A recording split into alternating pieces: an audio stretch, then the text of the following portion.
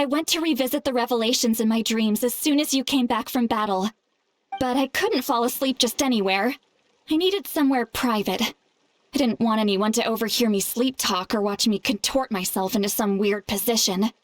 Anyway, that's not the important part. It's about Mawika's death. Her fate hasn't changed at all. What? Didn't you defeat the bad guy behind all this? Does that mean the war isn't over? No. The disaster is over, but my dreams never lie. That's why I came to find you. I need to know what I'm missing. Where is Mawika right now? Did she tell you what she's planning? She said she was going to restore the Night Kingdom. Compared to fighting the Abyss, that should be pretty easy, right? Easy? Not so much. We can't restore the ley lines without the Lord of the Night, and I'm not sure she has enough power to do it on her own. The Lord of the Night is weak right now. She told us that herself, remember? I'll admit, restoring the ley lines is simpler than reconstructing them entirely, but it's still no easy feat. True. If the Lord of the Night could restore the ley lines by herself, all Mawika would need to do is tell her we won. Not even that. The Lord of the Night knows the ley lines better than anyone. I'm sure she knew of your victory before us all. Point being, this matter is far more complicated than the Archon made it out to be. We need to get to the bottom of this. Mawika has accepted her death, remember? For her to let someone else dictate her end, there can only be one possibility. She must think the outcome of her death is worth it. The moment Mawika used the Ruler of Death's power, death was demanded in return. Not necessarily as repayment for her aid, but as a rule. That means Mawika doesn't have to just sacrifice herself to the Ruler of Death. She can still use her death to get something in return. Then let's get going! Where do you think she went? Could it be where we found the source mechanism? The Lord of the Night should now be able to appear anywhere in Natlan. What we need to know is where the Ruler of Death can be summoned. According to the Lord of the Night, the Ruler of Death is one of the Shining Shades, an extremely elusive figure. Even woven scrolls dating back thousands of years have nearly no mentions of her. Right! Xbalanque created the rules of Natlan by borrowing power from the Ruler of Death. That means he's met her before! Wait, do you think Xbalanque could have met the Ruler of Death in Cinder City? The one they call... Natlan? It's very likely. After all, Natlan was built on the site of a previous dragon city. It's known as the first city of the Pyro Archon. Alright, then let's head over right away! It's not easy to get there, so follow me. I'll take you.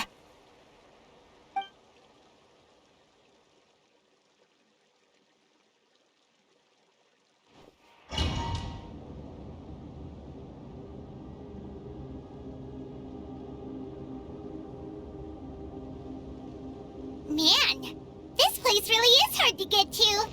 And, Paimon wasn't the only one who saw that weird thing up there, right? All those eyes inside of it? Talk about creepy. I believe that's how the Ruler of Death keeps an eye on Teyvat. Quick, this way! We're almost there! Look, it's Mawika!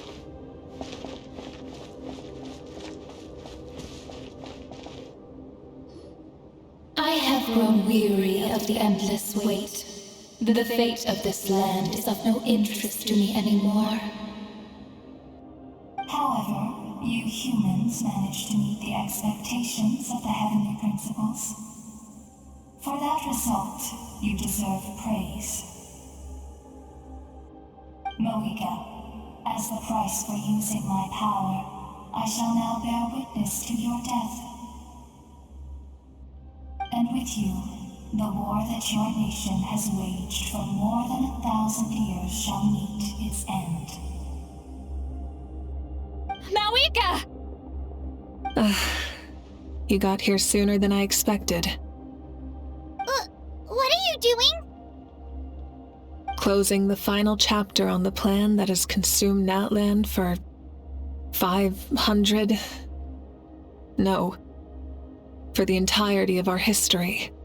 We've eradicated the Abyss from Natlan. But its power remains in worlds beyond to that. Tremendous and unyielding. Only by completely restoring the Night Kingdom can we defend against its corrosion in the long run. But the architect of the Night Kingdom is near her end. She lacks the power for such a task. And worse still, if her life force is depleted, the rules of Natlan disappear along with her. We have no need for the Ode of Resurrection right now. But it remains Natlan's strongest defense should the Abyss return one day. So, you're planning to... Yes. My plan is to once again place my life within the sacred flame. 500 years ago, I gave my life for the chance to be reborn in this era. A chance to see all my plans to completion. And now, to sustain the Lord of the Night, I will give my life once more. I respect your decision, Malika. But this method requires an immense sacrifice. The flames of your life force are exceedingly strong. But a life sustained by fire is one destined to die out one day. What will you do then? I've thought about that. With the Abyss out of the picture for now, the Sacred Flame's power will be consumed at a much slower rate. My life force should be able to sustain it for another 200 or 300 years. Future Pyro Archons will continue to seek new sources of fire. As long as Natlan's legacy endures, the Night Kingdom will survive, impervious to the Abyss. Once again, you place hope in the hands of the future. But the pilgrimage can replenish the power of the sacred flame. We can give it that meaning. Why shoulder this burden by yourself? Because I want the pilgrimage to change. The pilgrimage was an essential part of our struggle against the Abyss, a grand competition full of promise and glory. But it also chained our people to an inescapable destiny. Fear and anxiety have been our constant companions. We knew what the consequences would be if we laid down our arms. Morality left us with no other choice. And so, Natlan became the nation of war. This is where Xbalanque defeated the dragons and granted our people the liberation of their flesh. And now, in the same place, I have the chance to grant them the liberation of their spirit. There will be no war, only competition. One fueled by our dreams for the future, rather than a desperate struggle for survival. A new future deserves a new meaning. A chance to take a definitive step forward. Very noble indeed. But what does any of this have to do with you? You speak of duty, but not yourself. In my eyes, Malika, you are not inherently special. A child of Natlan among countless others. Yes, the situation is urgent, and the ley lines must be restored right away. But it is too heavy a burden for you to shoulder alone. That is where we differ, Lord of the Night. You see all humans as the same, but I understand what it means to be a leader. A leader is swift and decisive in the face of reality. Someone capable of making the right choice even when there are no good options on the table. Sacrificing the remainder of my life to help Natlan overcome this crisis. That is the right choice. After all, leadership is built on the trust of ordinary people. Without them, there is no Archon. The people look to their leader to make the world a better place and stand up for them when it counts. For that reason, I must see my duty through to the very end. But what about you, Malika? You still haven't talked about what you want. Is it that unimportant to you? It's not important, Seatlali. There is nothing more important than protecting the future we built together.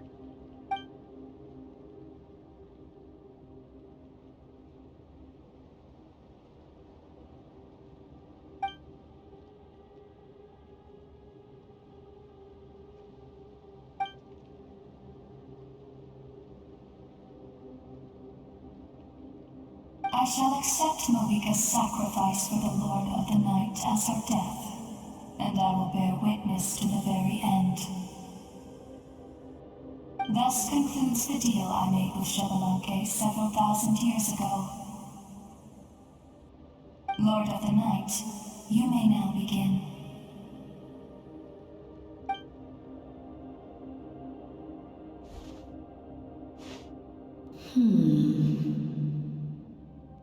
What are you waiting for?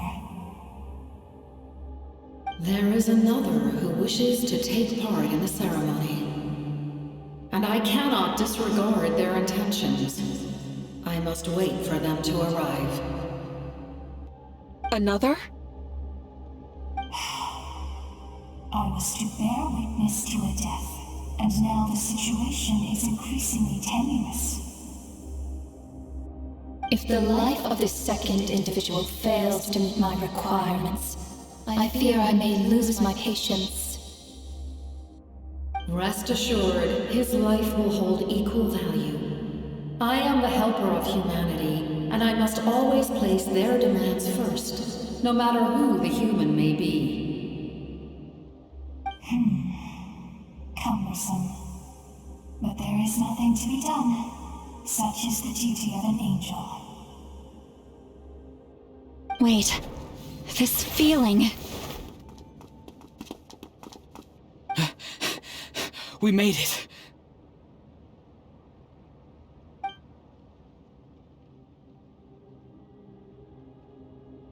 Thank you for showing me the way. The captain? The other individual you mentioned.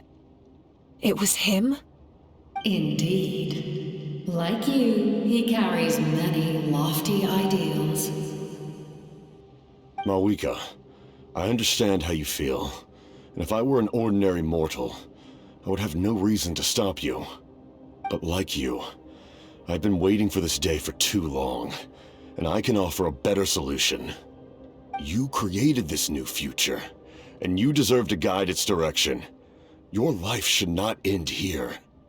But death is the end I have been trying to reach all along. I have come this far to use my death to open the gates of the ley lines to my people. Your people? That's right. They have been with me for the past 500 years. But how? Carrying that many souls within you? There's no way you could keep your consciousness intact. Besides, you weren't affected by the source mechanism like I was. Do you still remember the voice that you heard? It came from my heart. With the help of technology from Conria, my heart was modified to convert memories and souls from the ley lines into knowledge. As a result, I became extremely sensitive to souls, and developed the ability to sense their presence, much like yourself. After encountering countless lost souls during the disaster 500 years ago, I forsook the capacity for knowledge granted by the modification, and used my heart as a vessel instead. The lives of my comrades, as well as many Natlanese, have been stored here ever since. And you want to send them home? Yes. The ley lines will not accept them. But by merging my existence with the Lord of the Night, I can become master of the ley lines and change the rules entirely. He expressed this to me, and I agreed.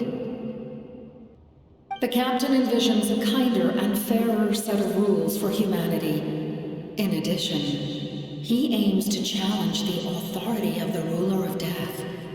In a word, his goal is revenge. Revenge?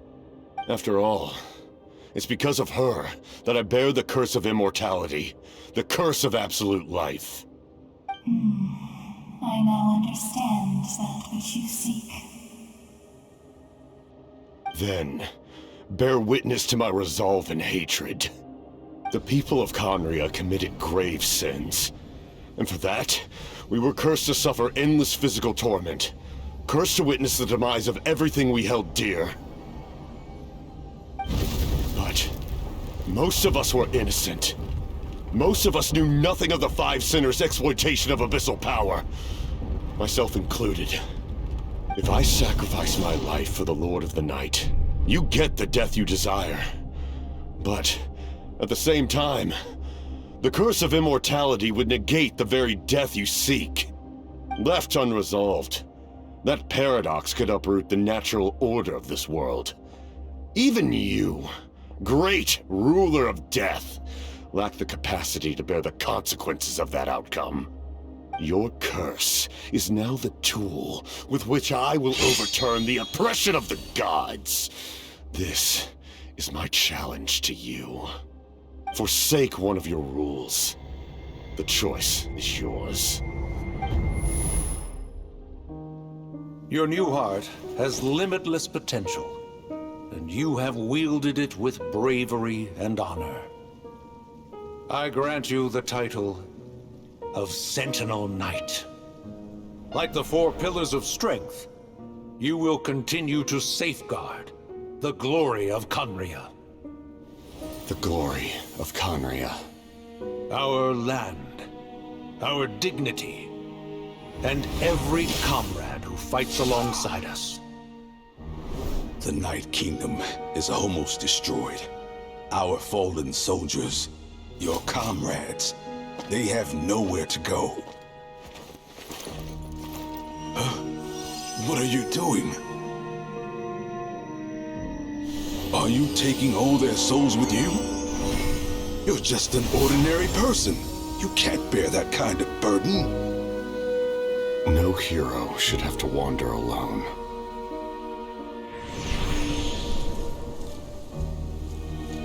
The curse of immortality. Using immortality to fight death. Using my rules against me. Make your choice. Reject your rules. Or allow me to trigger the paradox. The curse of immortality must stand. Use it to fulfill your final wish.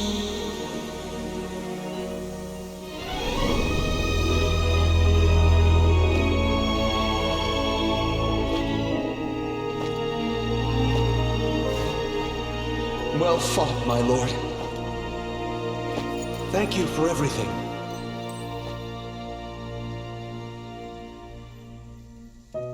This time, let's go together. Yes. Let's go together.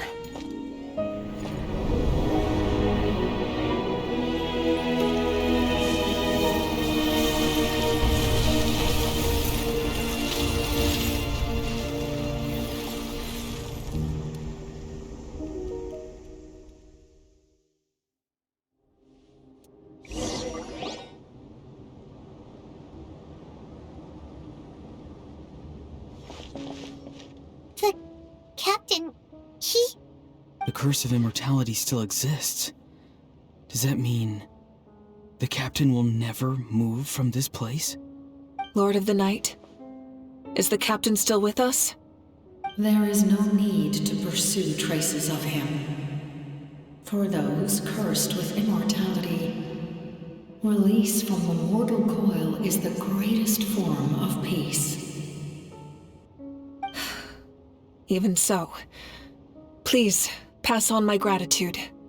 His long journey has finally come to a close. I suppose this is a happy ending for him. I cannot imagine how much pain he endured over the past 500 years. Or how much strength it took to never stray from his goal. There's something I've been trying to figure out. I don't think I ever saw him sleep. I tried to ask him about it on the way here, but he didn't answer. Just like always, he never talks about himself. It's probably due to the voices. When souls merge in a single being, their voices echo endlessly through the mind. Souls that retain memories of their death often scream and wail in despair. Considering the number of souls inside him, that effect would be even greater. So, over the past 500 years, he didn't sleep? At all? Without experiencing the curse of immortality, we will never truly know his agony. But I can see why his hatred for the ruler of death was so strong. In the end, he used that immortality to his advantage, and granted the Lord of the Night eternal life by fusing his existence with hers. Well fought, Captain. You may wonder why the Night Kingdom, a land of souls, was unable to accept the souls adrift on the surface. The reason lies in the Heavenly Principle's modifications to the ley lines. The original purpose was to help counter the Abyss, and so their stability was paramount. But at one point in time, Natlan's ley lines were decimated. Even after reconstruction, the rules needed for the Ode of Resurrection made it impossible to reconnect the ley lines to other nations. That unique quality is precisely what drew the captain to Natlan. Did he try the same thing in other nations? Yes, but all those attempts ended in failure. He fought to save Natlan not only to defeat the Abyss, but because this is the only land where the souls within him could find salvation. We met not long ago to talk about that very possibility, and I confirmed the feasibility of his plan. I, too, recognize the need to change the rules of the ley lines. Not only for the souls that wander this land, but for the outlanders that may perish here in the future. In the eyes of the Heavenly Principles, that kind of change is extremely risky, if not impermissible. But, as an angel, I have a duty to serve humanity. Such is my mandate. Thank you for everything. See, Lolly, when I gave you the Pilgrim's Chronicle, I said something rather pessimistic to you. Do you remember? How many years of life are enough? 10? 100? I thought it made no difference. But now, I have the chance to live forever. I am immensely grateful to humanity for this gift, and I am deeply sorry I thought so little of it in the past. You don't need to thank us. You bear a heavy responsibility. Heavy? No. That responsibility is the purpose of my existence. Farewell, humans, creators of miracles. A new era awaits you. Looks like she returned to the Night Kingdom. So, this was the captain's goal all along. He fought to the end for all those souls and challenged the rules of the world in the process. He was an outstanding warrior. He took on a burden that was meant for me and even brought about a better outcome. It would seem I lost this duel. He was right. Natlan needs a leader to guide its future. If not a successor, then that responsibility will continue to be mine to bear. But for now, let us pay our final respects to this fallen hero.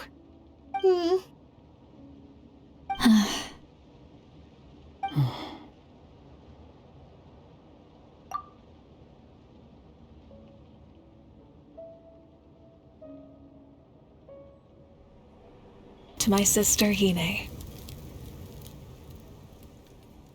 I know all that remains in the Night Kingdom is your memory, but I still wanted to write a short letter to tell you about the situation after the war. After countless partings and farewells, Natlan has finally entered an era of peace. The pilgrimage is still a popular tournament, but now its only purpose is to showcase the thrill of competition, rather than select warriors for war. Our cultural legacy is not rooted in our suffering. In this era of peace, Natlan's fire will burn brighter than ever. With the restoration of the Night Kingdom, our people are now free to leave our borders, and many have set their sights on the wonders of Tibet. I'm sure many exciting and eye-opening adventures await them. And although our battle scars will fade, the stories of our heroes will never be forgotten. When a new you returns to this land one day, I know you'll recognize the significance of this war and all we lost. The land we love has not been destroyed, but grows stronger by the day. I will forever be grateful that I got to see you again. And when the flames deliver this letter to you, I hope you know how much I miss you. I actually got the chance to finish this painting. And not a moment too soon. It's time to bid farewell to all the fallen.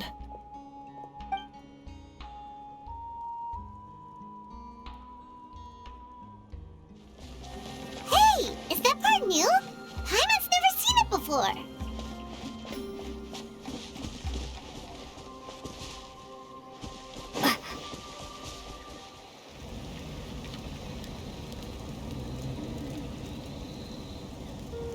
We are gathered here today to bid farewell to all who lost their lives in this war. This struggle has caused us profound pain and brought us face to face with loneliness and loss. But through it all, our bravery and resolve never wavered, and we never lost sight of victory. Even the tiniest of sparks can unite to become a blazing fire. They lit our way forward and showed us the path to victory. When our homeland is revived and life blooms again, they will return to us with the first rain of spring. It is just as our poem describes. We are the inheritors of memory and legend. Those who grew alongside sun and wind. Those who forged our own destiny and future. That is Natlan's fire, the lifeblood of our nation. The fallen are never truly lost to us. We will be reunited one day. And as we create new legends and write new poems in honor of our beloved homeland, they will always be with us. Their deeds immortalized in our memory, and their names immortalized in stone.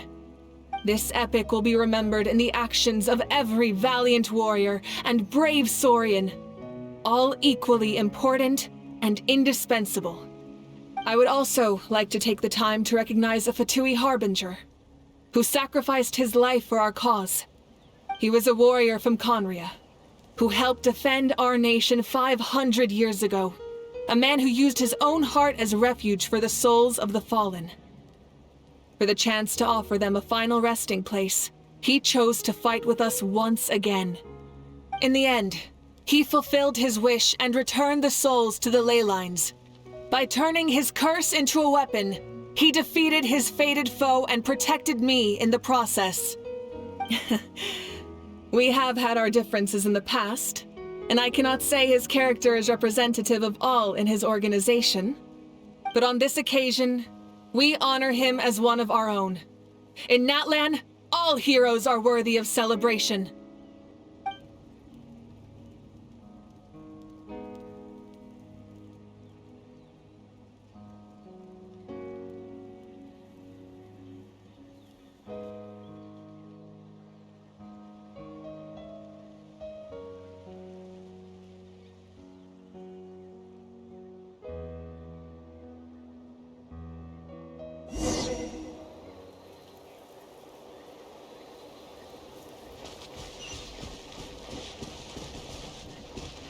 strange. Why does no one praise the deeds of the almighty Dragon Lord, Kaulahau? Does no one care about my heroism? A great hero such as myself, forced to remain nameless! Ignorant fools.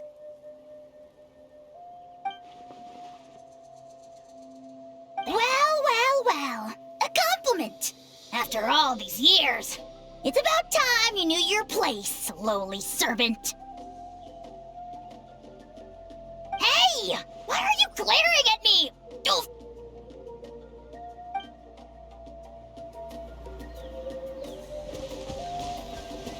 Hey, did you hear?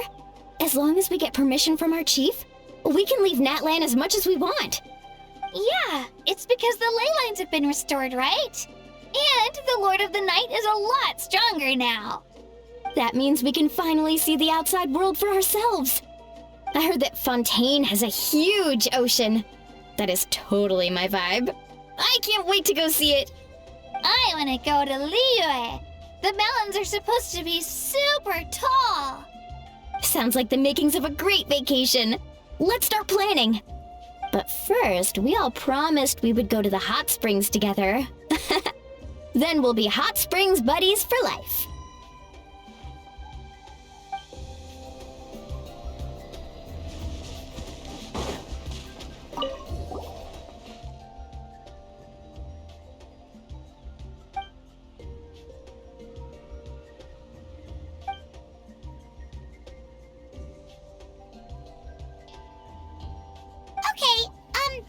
So you can help Paimon get stronger, right?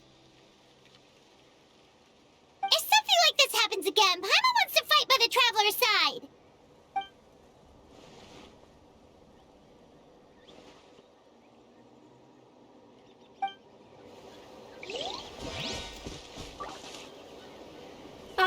Our hero's here. Is there something you want to discuss? The forces of the Abyss have always sought to corrode Teyvat. The ley lines were created by the Heavenly Principles, and it's only with their protection that Teyvat is able to nurture all forms of life. If the Abyss had free reign, this world would become a living hell. We saw that for ourselves. Any attempt by humanity to harness the power of the Abyss is met with swift punishment. The Heavenly Principles and the Shades show no mercy in that regard. That unyielding approach is also the source of great sorrow and hatred. The situation goes beyond a simple discussion of right versus wrong. Perhaps the truth will reveal itself during your future adventures. Oh, isn't it obvious? The Ode of Resurrection didn't take effect at all. Your own strength is what allowed you to keep fighting, as well as the moral support from everyone in Natlan. Still, moral support is also an important, if underappreciated, effect of the Ode of Resurrection. The captain's subordinates sent us a letter he left behind. After our duel at the stadium, he asked Tsaritsa to remove him from the responsibility of obtaining the Gnosis, and his request was granted. The captain respected the outcome of that match, and refused to violate his principles. But, since this is the final Gnosis, I doubt that Tsaritsa will let the situation stand. Perhaps a replacement Harbinger will be sent here soon. I'll make sure to be prepared. A direct conflict with the Fatui is unavoidable the moment you step foot in Snezhnaya. So make sure you're ready for any scenario. On a related note, I've acquired some new intel about the fragment that suddenly appeared in the sky. Such fragments are known as Ancient Moon's Remnants, relics of secret source technology from the era of the Ancient Dragons. Coincidentally, a small squad of Fatui infiltrated our borders around the same time it appeared. Our investigation revealed them to be the subordinates of the Doctor. Their stronghold is in Nod Krai, a land with a long history not far from Snezhnaya. The people there can use a very special power. It's said that this mysterious power predates even the 7 elements of Teyvat. Ancient Moon's Remnants, the Doctor, a mysterious power? The project that connects all 3 must be ambitious indeed.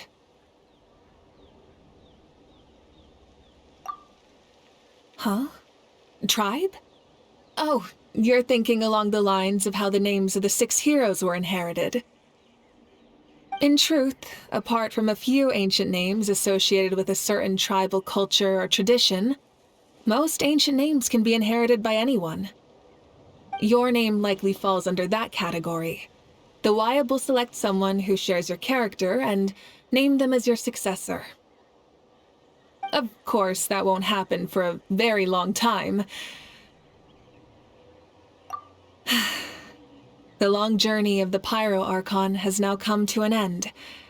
Together, we overcame darkness and death to accomplish something truly remarkable. As we celebrate your glory, allow me to thank you once again. This time, just as Mawika. Thank you for the respect, understanding, and support every step of the way.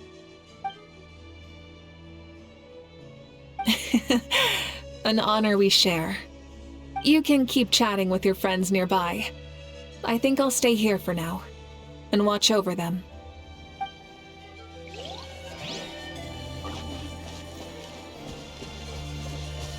My teacher once said the weight of fate is decided by the one who has to bear it. You helped Natlin overcome a cruel fate. From now on, we will always be there to help you. Now, we just need to see where your fate, no, our fate, leads us.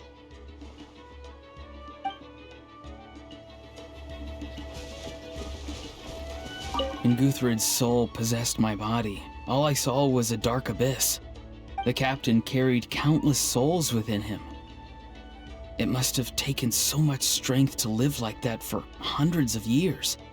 For us, his death is something sad, but for him, maybe it finally allowed him to be at peace. My lord, you will forever serve as an example for all your soldiers.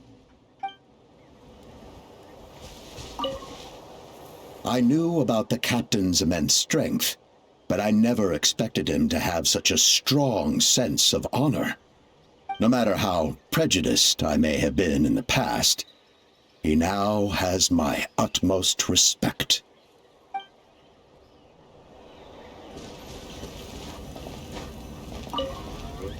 The stories of heroes will continue to be passed down from generation to generation. If Natlin faces a crisis again, I'm sure people will look to our story as a source of hope. We've earned our place in history.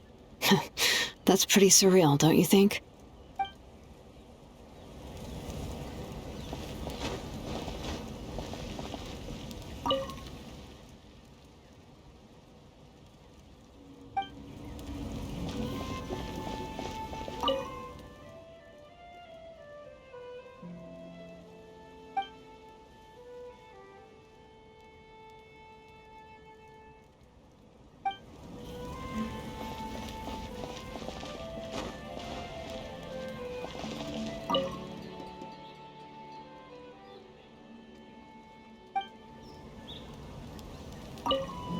Just like the Archon said, we can now proudly tell our children that this war is a thing of the past.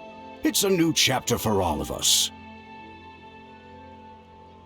We will never forget your contribution, and Natlin will always be with you.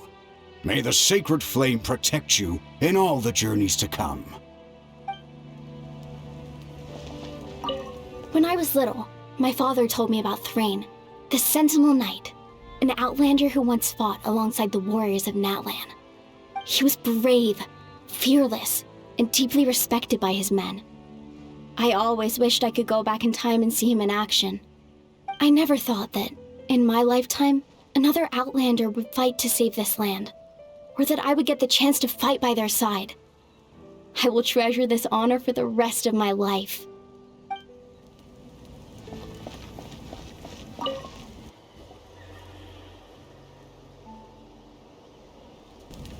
What are you thinking about, Traveler?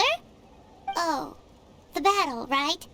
Even though we won in the end, it cost a lot to get to this point, huh?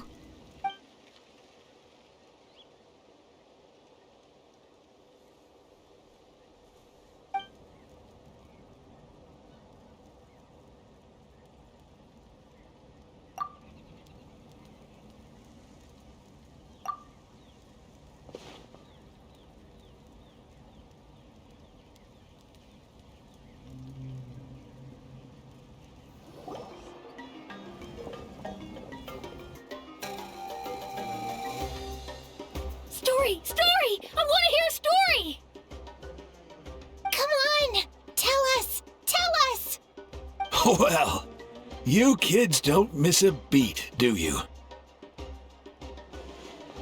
All right. You can be the first audience for this new tale. Let me know what you think. Now, where to begin?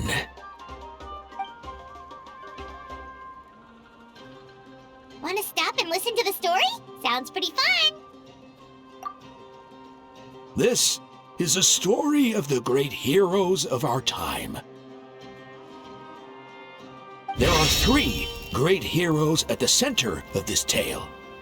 The first is an outlander known as the Traveler, a warrior of great strength, completely immune to the power of the abyss. More importantly, the Traveler is kind and brave, someone who treasures those around her. You could call her a natural-born hero. Yeah, she's super strong! Tell us more! Hey, just let him finish the story!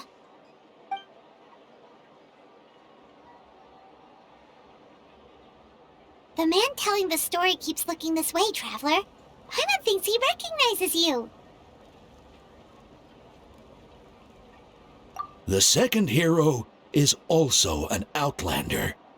Many years ago, he forged a connection with this land and used his body as a vessel for the souls of his fallen comrades. His goal was to give them a home and, with that, a chance to be reborn into this world. The third hero is none other than our current Archon, Mawika. Not only is she a powerful and respected figure, but she also commands the power of the Ode of Resurrection, which can bring people back from the dead. With the support of 6 heroes from 500 years ago, she united Natlin against a dangerous foe. Now, this story truly begins with the arrival of the Traveler in Natlin.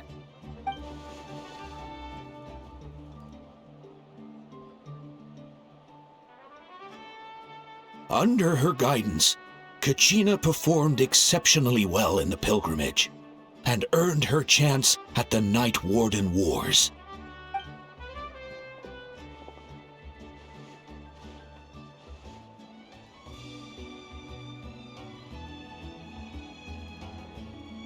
Suddenly, the sky turned dark, the sacred flame went out, and Gasoithoth appeared.